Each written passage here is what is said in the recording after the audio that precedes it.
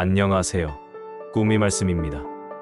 혹시 오늘도 마음이 무겁고 몸은 지쳐 쉬고 싶지만 쉴 곳을 찾지 못하고 계신가요?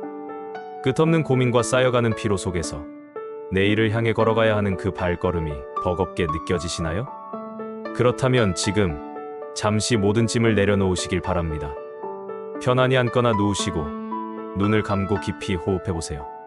곧 수천 년을 넘어 오늘 이 순간까지 살아 숨쉬는 창세기의 말씀이 당신의 영혼을 어루만지고 지친 심령에 새 힘을 불어넣을 것입니다. 이것은 단순한 옛 이야기의 낭독이 아닙니다. 하나님께서 바로 지금 당신을 위해 준비하신 위로와 회복의 초대입니다. 이 시간을 놓치지 마십시오. 오늘의 말씀이 무너진 마음을 다시 세우고 평안을 채워주길 간절히 소망합니다. 태초 아무것도 존재하지 않았습니다. 빛도 소리도 생명도 없는 텅 빈 공간. 끝없는 어둠과 깊은 침묵만이 우주를 가득 채우고 있었습니다. 그러던 순간 한 음성이 고요를 가르며 울려 퍼졌습니다. 빛이 있으라. 그 말씀과 함께 어둠의 장막이 갈라지고 찬란한 빛이 우주를 가득 채웠습니다. 빛은 순식간에 퍼져나가며 끝없는 공간을 밝히고 생명의 숨결을 불어넣었습니다. 그 순간 시간이라는 흐름이 시작되었고 낮과 밤이 갈라졌습니다. 창조주는 그 장면을 바라보며 미소 지으셨습니다. 좋구나.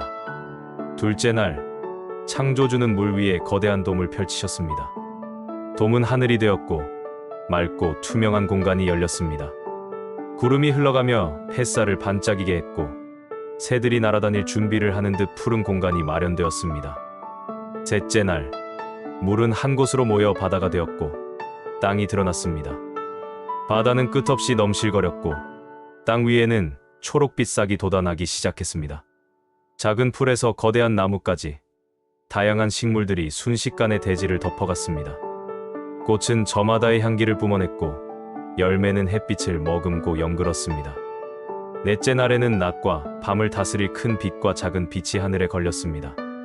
태양은 낮을 환하게 비추었고 달은 밤을 은은하게 밝혔습니다. 그리고 수없이 많은 별들이 밤하늘을 수놓아 어둠조차 아름답게 빛나게 했습니다. 다섯째 날, 바다는 생명으로 가득 찼습니다. 물고기들이 바다 속에서 유영하며 춤을 추었고 하늘에는 새들이 날개를 펴고 자유롭게 날아올랐습니다. 그들의 노랫소리가 공기를 가득 메웠습니다. 여섯째 날, 땅 위에 다양한 생물들이 태어났습니다. 사자와 곰, 사슴과 토끼, 작은 벌레에서부터 큰 짐승까지 모두 각기 다른 모습과 성격으로 세상에 등장했습니다. 그리고 마침내 창조주는 흙을 빚어 사람을 만드셨습니다. 그의 코에 생명의 숨을 불어넣으시자 흙으로 빚어진 형상이 눈을 떴습니다. 그의 이름은 아담이었습니다. 아담이 눈을 뜬 곳은 완벽한 낙원이었습니다. 그곳은 에덴 동산이라 불렸습니다. 에덴에는 사계절의 꽃이 동시에 피어 있었고 나무마다 달콤한 열매가 주렁주렁 열렸습니다. 강물이 맑게 흐르며 땅을 적셨고 공기는 향기로 가득했습니다. 사자와 어린 양이 함께 뛰어놀았고 새들은 지저귀며 아담을 환영했습니다. 동산의 중앙에는 두 그루의 특별한 나무가 있었습니다.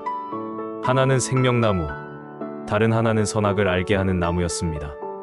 창조주는 아담에게 말씀하셨습니다. 동산의 모든 나무 열매는 내가 자유롭게 먹어도 된다. 하지만 선악을 알게 하는 나무의 열매만은 먹지 말라. 그것을 먹는 날에는 반드시 죽을 것이다. 아담은 그 말씀을 깊이 새겼습니다. 그러나 아담은 혼자였습니다. 창조주는 그가 혼자 있는 것을 좋지 않게 여기셨습니다. 아담이 깊은 잠에 빠졌을 때 창조주는 그의 갈빗대를 취해 여자를 만드셨습니다. 아담이 눈을 떴을 때 그의 앞에는 아름다운 여인이 서 있었습니다. 그녀의 이름은 하와였습니다. 아담은 기뻐 외쳤습니다. 이제야 찾았구나. 이는 내 뼈 중의 뼈여 살 중의 살이다.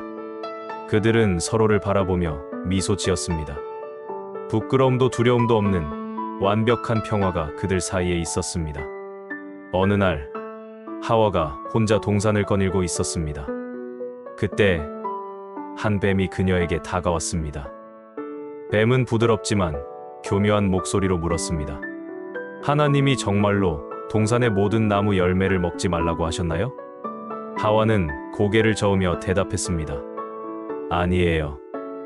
우리는 모든 열매를 먹을 수 있어요. 다만 동산 중앙에 있는 나무 열매만은 먹지도 말고 만지지도 말라고 하셨어요. 죽을까 봐서요. 뱀의 눈빛이 번뜩였습니다. 죽지 않아요. 오히려 그 열매를 먹으면 너희가 하나님처럼 될 거예요. 선과 악을 알게 되어 지혜로워질 겁니다. 하와는 금지된 열매를 바라보았습니다. 햇살을 받아 반짝이는 그 열매는 너무도 탐스러워 보였습니다. 손이 저절로 뻗어졌습니다. 다가 열매가 가지에서 떨어져 손에 안겨졌습니다. 하와는 조심스레 한 입 베어 물었습니다.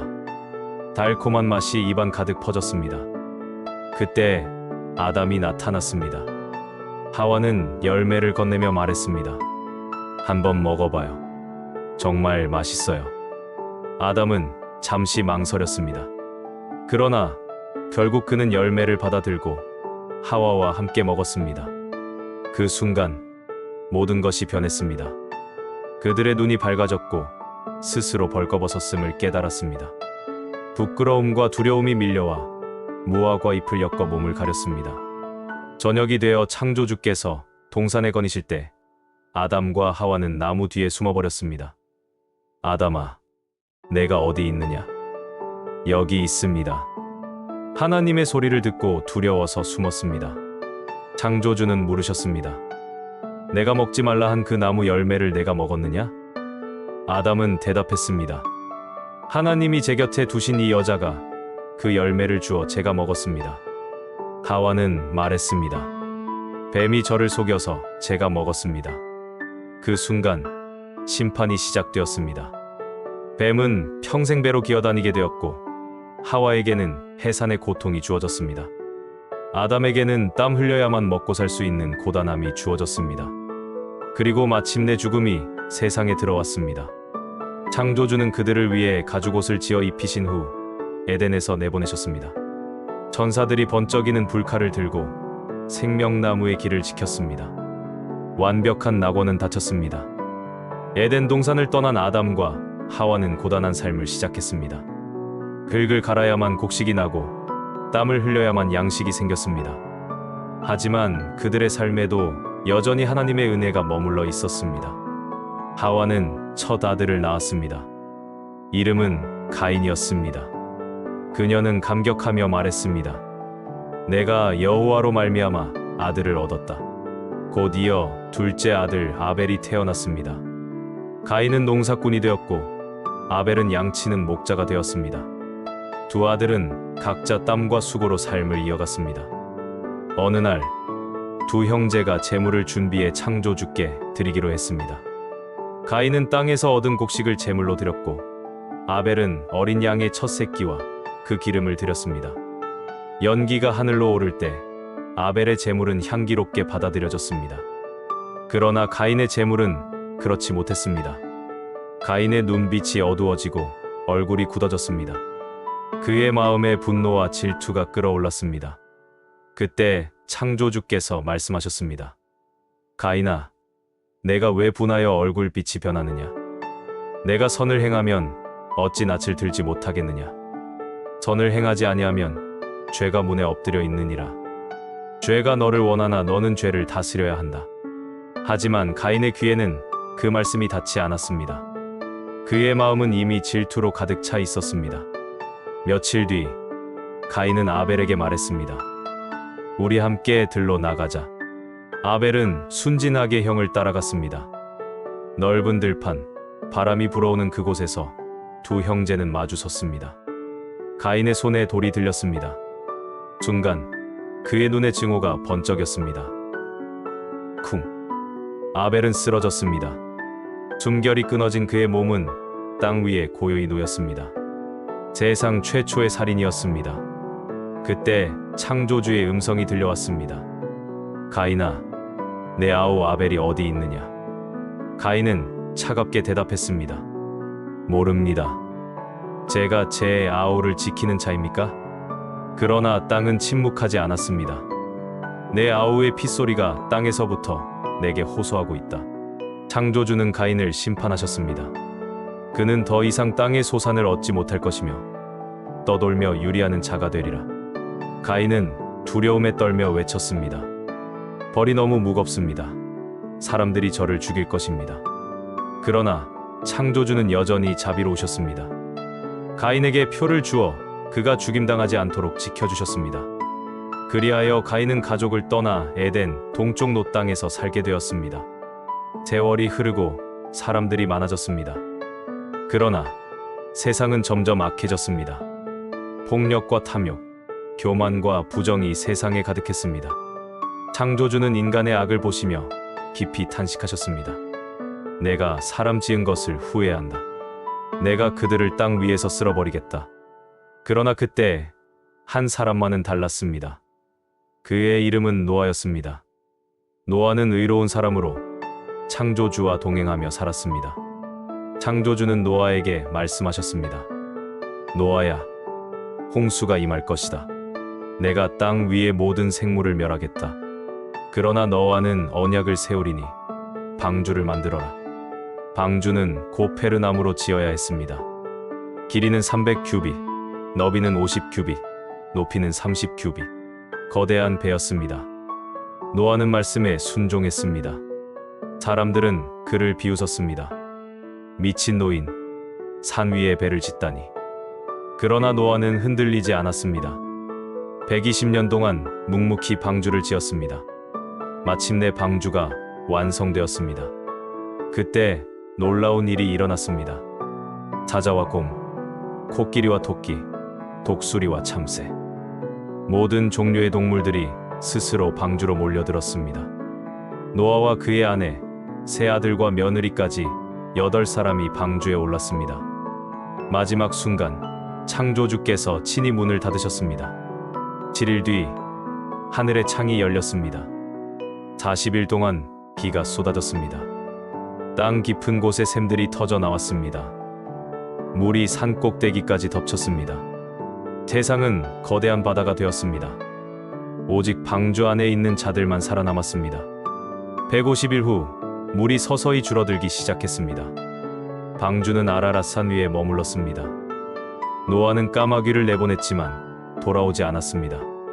그 후 비둘기를 내보냈을 때 그 입에는 감람나무 새 잎사귀가 물려 있었습니다. 드디어 물이 줄어든 것이었습니다. 1년하고 열흘 뒤 노아와 가족, 그리고 동물들이 방주에서 나왔습니다. 그들이 땅에 발을 딛는 순간 세상은 새로운 시작을 맞았습니다. 노아는 제단을 쌓고 하나님께 제사를 드렸습니다. 창조주는 말씀하셨습니다. 내가 다시는 홍수로 땅을 멸하지 않겠다. 그리고 하늘에 무지개를 두어 그 언약의 표징으로 삼으셨습니다. 세월이 지나고 사람들은 다시 번성했습니다. 그들은 모두 같은 언어를 사용했습니다. 진할 평지에 정착한 사람들은 새로운 꿈을 꾸었습니다. 자, 벽돌을 만들어 굽자. 견고한 성읍을 세우자.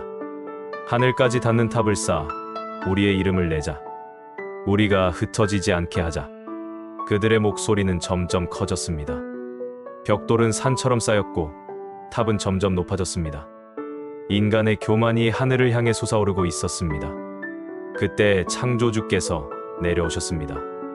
이들이 한 족속이여, 언어도 하나이니 이같이 하니 앞으로는 그 하고자 하는 일을 막을 수 없으리라.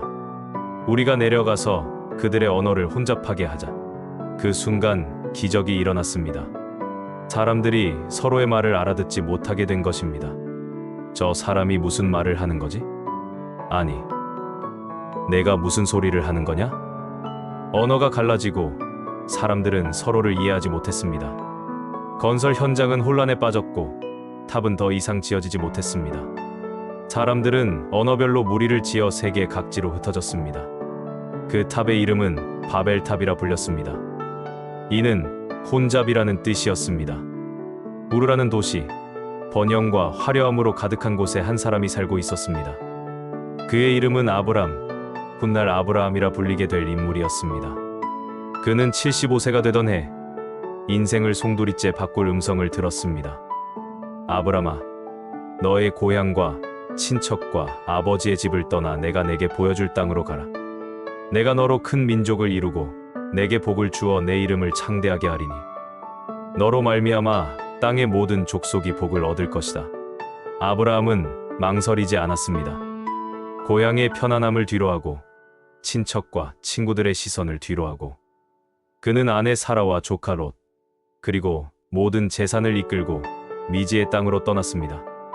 낯선 길이었지만 그 길 위에는 하나님의 약속이 빛처럼 비추고 있었습니다. 가나안 땅에 도착했을 때 하나님께서 말씀하셨습니다. 이 땅을 내 자손에게 주겠다. 그러나 세월이 흘러도 아브라함에게는 자식이 없었습니다. 밤하늘을 바라보던 어느 날 하나님께서 그를 밖으로 이끄셨습니다. 하늘을 우러러 뭇별을 세어보라. 내 자손이 이와 같으리라. 아브라함은 별빛 가득한 하늘을 보며 믿었습니다. 그 믿음이 그의 의가 되었습니다. 아브라함이 99세, 사라가 90세가 되었을 때 놀라운 약속이 들려왔습니다. 내년 이맘때 사라에게 아들이 있으리라. 사라는 속으로 웃었습니다. 내가 늙었는데 무슨 즐거움이 있으리? 그러나 하나님의 말씀은 반드시 이루어졌습니다. 약속의 때가 되어 사라는 아들을 낳았습니다. 그의 이름은 이삭이었습니다. 그 이름의 뜻은 웃음. 사라의 웃음은 불신의 웃음에서 기쁨의 웃음으로 바뀌었습니다. 세월이 흘러 이삭이 자라 젊은이가 되었을 때 아브라함에게 상상조차 할 수 없는 시험이 찾아왔습니다. 아브라함아, 내 아들, 내 사랑하는 독자 이삭을 데리고 모리아 땅으로 가서 그를 번제로 드리라. 아브라함의 마음은 무너져 내렸습니다. 그러나 그는 주저하지 않았습니다. 사흘 동안 무거운 발걸음을 옮겨 모리아 산에 도착했습니다. 아브라함은 제단을 쌓고 나무를 올려놓았습니다. 이삭을 결박해 그 위에 눕혔습니다. 칼을 들고 아들을 향해 손을 높이 들었을 때 아브라함아, 그 아이에게 손을 대지 말라. 내가 내 아들까지도 내게 아끼지 아니하였으니 이제야 내가 하나님을 경외하는 줄을 안다. 아브라함이 눈을 들어보니 한 수장이 수풀에 뿔이 걸려 있었습니다. 하나님이 준비하신 제물이었습니다. 그날 아브라함은 그곳 이름을 여호와 이레, 여호와께서 준비하신다라 불렀습니다. 이삭은 리브가와 결혼하여 쌍둥이를 낳았습니다. 형은 에서, 동생은 야곱이었습니다. 에서가 사냥을 다녀와 지쳐 있을 때 야곱은 팥죽 한 그릇으로 그의 장자권을 사버렸습니다. 그리고 아버지의 축복마저 속임수로 빼앗았습니다. 분노한 에서를 피해 야곱은 고향을 떠나 도망쳤습니다. 광야에서 하룻밤을 보내던 야곱은 돌을 베개 삼아 잠들었습니다. 그때 꿈을 꾸었습니다. 땅에서 하늘까지 닿은 사닥다리 위로 천사들이 오르내리고 있었습니다. 하나님께서 말씀하셨습니다. 내가 너와 함께 있어 내가 어디로 가든지 너를 지키며 내가 다시 이 땅으로 돌아오게 하리라. 야곱은 외삼촌 라반의 집에서 20년 동안 살며 라헬과 레아를 아내로 맞이하고 12아들을 낳았습니다. 이들이 훗날 이스라엘 12지파의 조상이 되었습니다. 고향으로 돌아오는 길, 야곱은 깊은 밤에 홀로 강가에 있었습니다. 그곳에서 한 존재와 밤새 씨름했습니다. 동이 틀 무렵 그 존재가 말했습니다. 내 이름을 다시는 야곱이라 부르지 않고 이스라엘이라 하리니 이는 내가 하나님과 겨루어 이겼음이니라. 그날 이후 야곱은 절뚝이며 걸었지만 그의 이름은 이스라엘이 되었습니다. 형 에서와의 재회는 두려웠으나 그들은 눈물 속에 서로를 껴안으며 화해했습니다. 야곱에게는 특별히 사랑하는 아들이 있었습니다. 노년에 얻은 아들 요셉이었습니다. 요셉은 아버지에게서 아름다운 채색 옷을 받았습니다. 그 옷은 그의 형제들에게 질투의 대상이 되었습니다. 어느 날 요셉은 꿈을 꾸었습니다. 우리가 밭에서 곡식단을 묶는데 내 단은 일어서고 형들의 단은 내 단을 둘러서서 절했습니다. 또 다른 꿈에서는 해와 달과 11별이 그에게 절했습니다.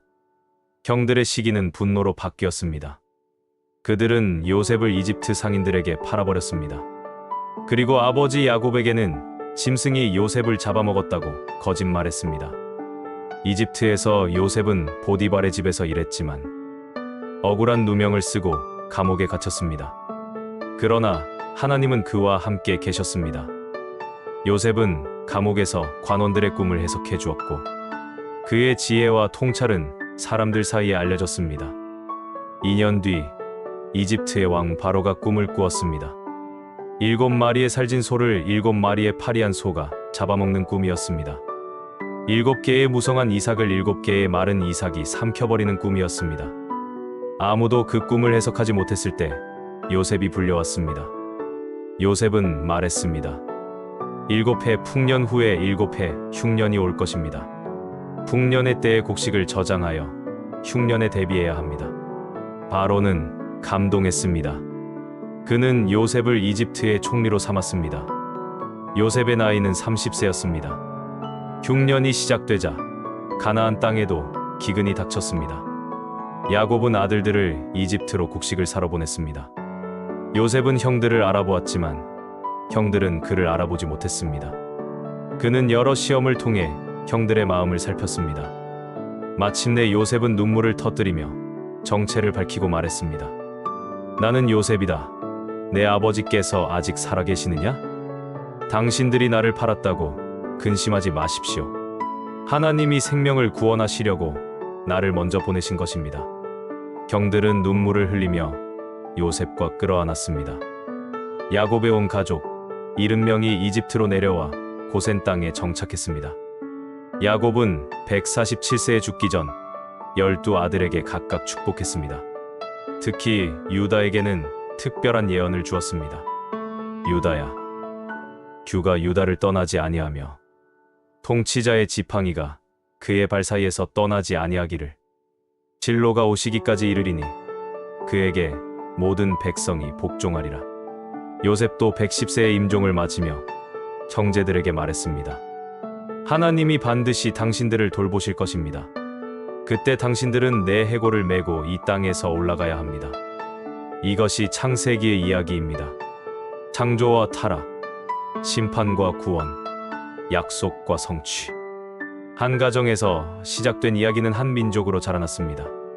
그리고 그 민족은 온 세상에 복이 되는 씨앗이 되었습니다. 작은 씨앗은 자라 큰 나무가 되고 그 가지는 세상을 덮으며 열매를 맺을 것입니다. 오늘 이 이야기가 여러분의 마음에 평안과 소망을 심어주었기를 바랍니다. 편안한 밤 되시고 좋은 꿈 꾸시길 바랍니다. 감사합니다.